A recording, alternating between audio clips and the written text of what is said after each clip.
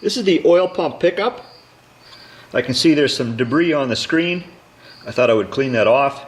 So I think I've got all the debris off of the screen. And I don't hear anything rattling around in there when I shake it.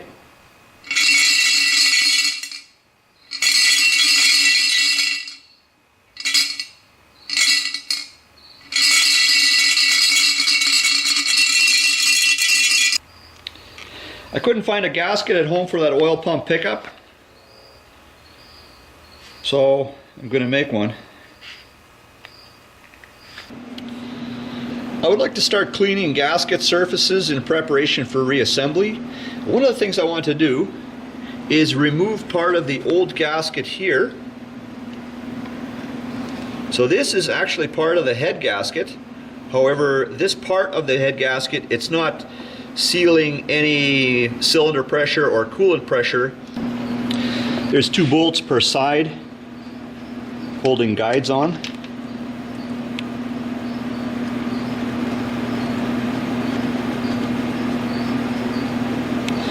So I already got the bolts loose, obviously.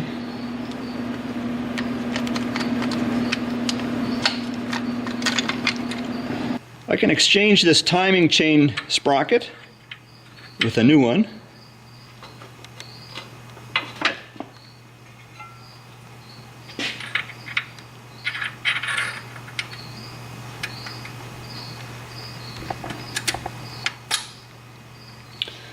That seems to fit.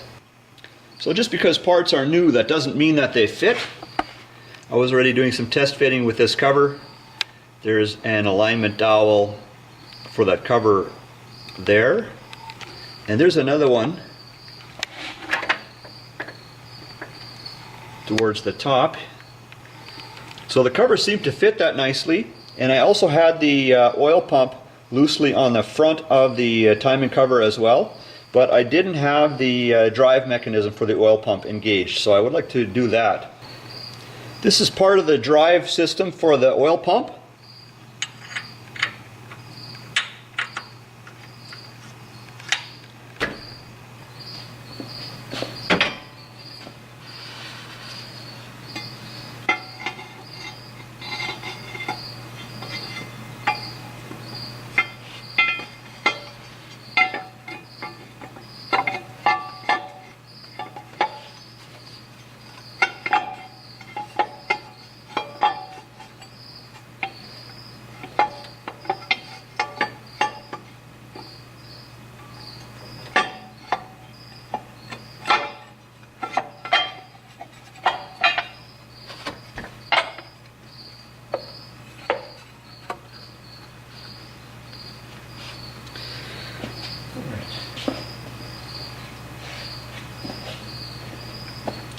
So I'm curious how the oil pump will engage onto the timing cover and the alignment dowels for the oil pump as well. If there's any binding there, if it goes on smoothly.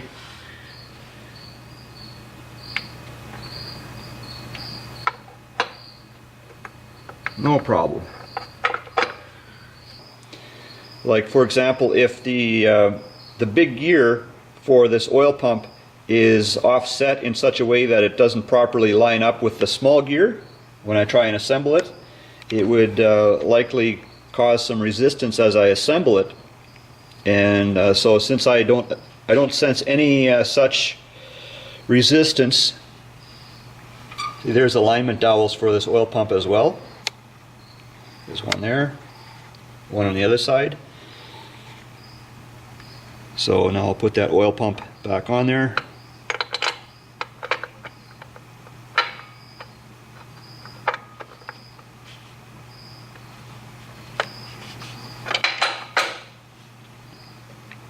Very nice fit.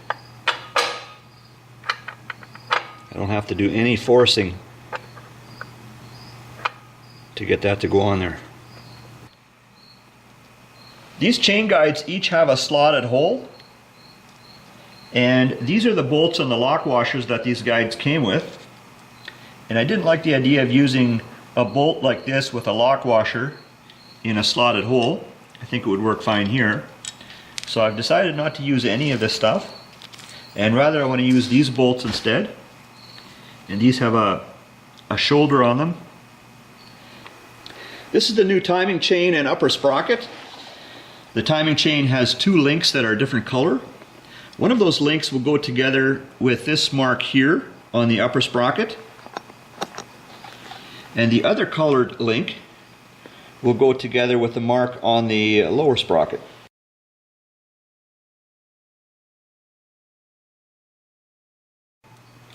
So after rotating the crankshaft a bit by hand, I was able to change the slack in the chain a bit, and then I was able to get the upper sprocket to engage onto the camshaft. So the colored links are still together with the dots on the sprockets. So I'll remove this crankshaft pulley now and see if I can get that chain tensioner on here. So there is quite a bit more slack on this side, so that's going to help with that. I installed the distributor drive that will keep the upper sprocket in place, so I have to torque that yet, but then at least that sprocket's not going to come off when I put that tensioner on. I have the tensioner torqued down now, and before I cut the wire for the tensioner, I've turned the crank slightly with a wrench to put a bit of load on the driver's side of the chain.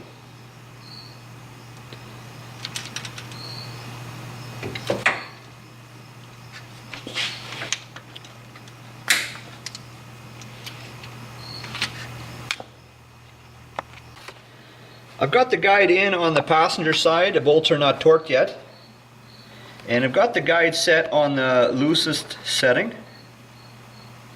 That's where I'll torque it down. Now I've also got the chain guide in on the driver's side.